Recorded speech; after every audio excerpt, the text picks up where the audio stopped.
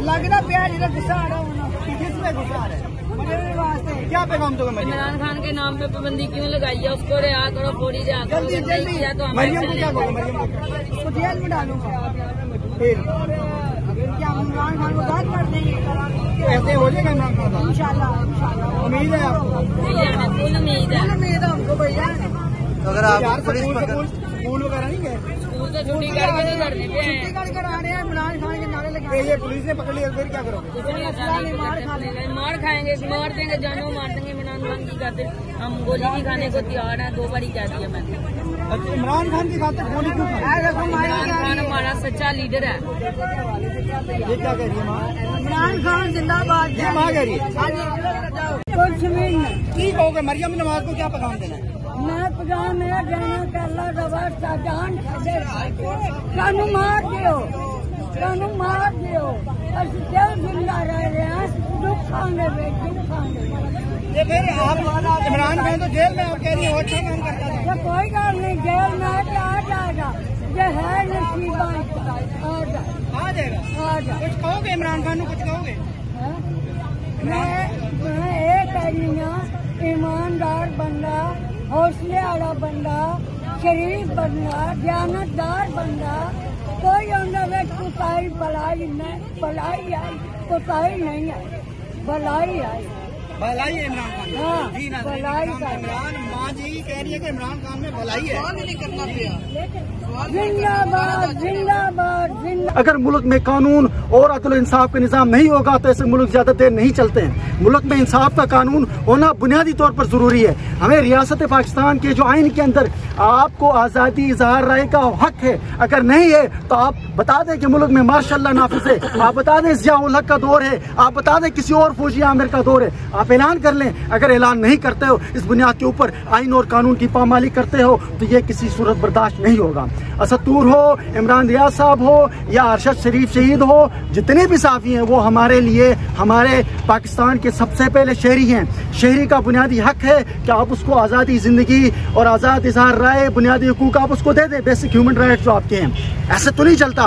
दूसरी तरफ अभी इस्लामाबाद प्रेस क्लब के इलेक्शन होने जा रहे हैं। अफसोस है यहाँ अंदर 1000 बंदा बैठा हुआ है, इधर भी कई साफी बैठे हुए हैं, लेकिन जब कोई साफी को गिरफ्तार किया जाता है तो ये लोग नहीं निकलते। लेकिन इलेक्शन में आप जाएं, अंदर जाकर इनकी तकरीरें सुने तो ये कहते हैं हम सहाफत के अलमबरदार हैं। सहाफत का पता नहीं कौन कौन सा बुर्ज खलीफा। हुजूर, तुम 2 टके की साफी नहीं हो।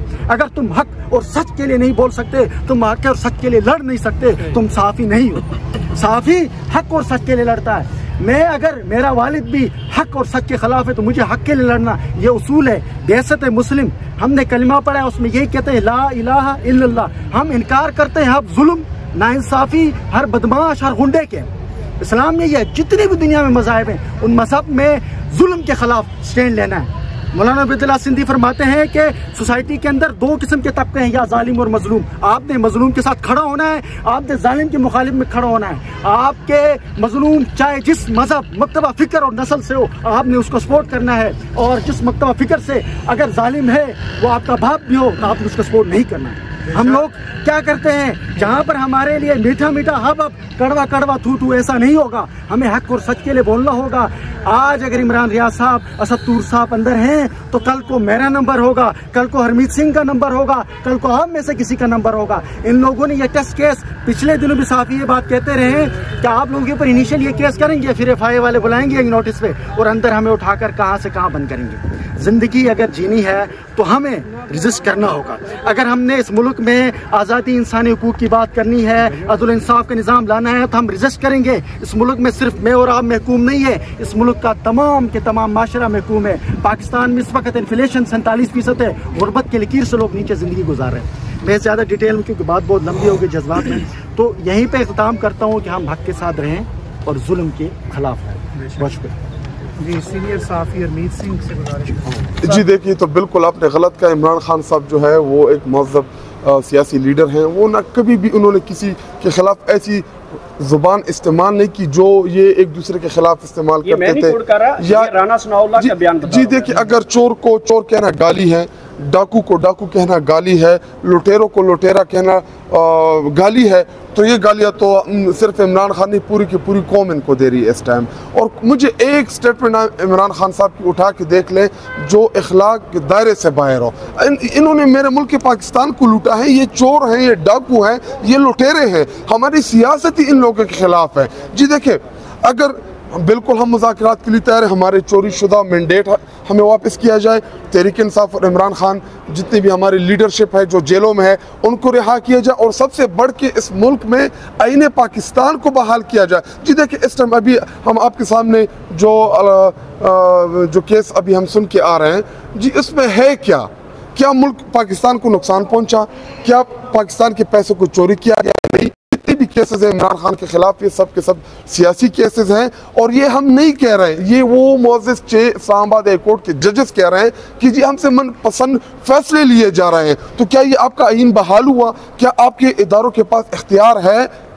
तो जी देखिए, इन तीन चीज़ों के ऊपर जो भी हमारे साथ बात करेगा, हम बैठने के लिए भी तैयार हैं, हम मुज़ाकरात के लिए भी तैयार हैं, लेकिन फॉर्म 47 के ज़रिए जो हमारा मैंडेट चोरी हुआ, जो इस मुल्क में एक गलत चीज़ की बुनियाद डाल दी गई है, जी ये सिर्फ तहरीक इंसाफ का मसला नहीं है, ये इस मुल्क में जमहूरियत का मसला है। अगर इसी तरह फॉर्म 47 के ज़रिए हमने लोगों को मुंतखब कराना है तो कौन वोट डालने जाएगा?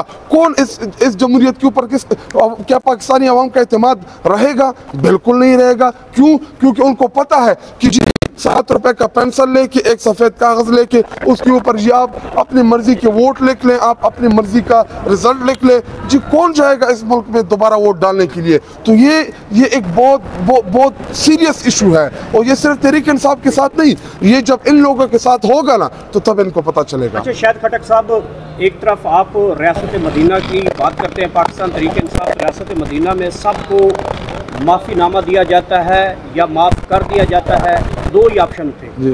अब एक बहुत बड़ी आप लोगों को ऑफ़र दी गई है, माफ़ी मांगना या माफ़ीनामा दे देना, तो अब आप तैयार हैं रियासत मदीना को मद्देनजर रखें, और जिनकी तरफ से आपको ऑफ़र आई है कि माफ़ी मांग लें, क्या आप लोग अब माफ़ी मांगने जा रहे हैं? पहले उन लोगों से माफ़ी मांगनी चाहिए जिन लोगों के घरों के ऊपर गैर कानूनी रेड्स किया गए, हमारी माँ और बहनों की जो तौहीन हुई है घरों के अंदर, या हमारे उन लोगों जिनके कारोबारों को तबाह किया गया है, पहले उन लोगों से माफ़ी मांगनी चाहिए जिन लोगों के ऊपर इस रियासत ने जुल्म और जबर किया है।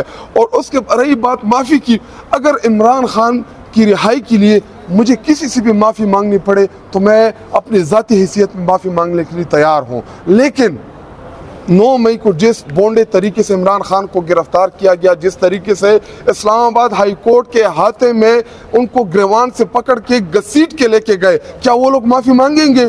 क्या वो जो सुप्रीम कोर्ट ऑफ पाकिस्तान ने कहा कि जी इमरान खान की गिरफ्तारी गैर कानूनी है, क्या उसके बाद वो लोग जिन्होंने इमरान खान को गिरफ्तार किया, क्या वो लोग माफ़ी मांगेंगे? या जिन्होंने डॉन लीक्स किया उनके खिलाफ कमीशन नहीं बनाया गया, कौम के सामने हकायक नहीं लाए गए, क्या उस मामले के ऊपर कौम से माफ़ी मांगी जाएंगी? क्या मेमो गेट स्कैंडल के ऊपर कौम से माफ़ी मांगी जाएगी? क्या कमीशन बनाया जाएगा?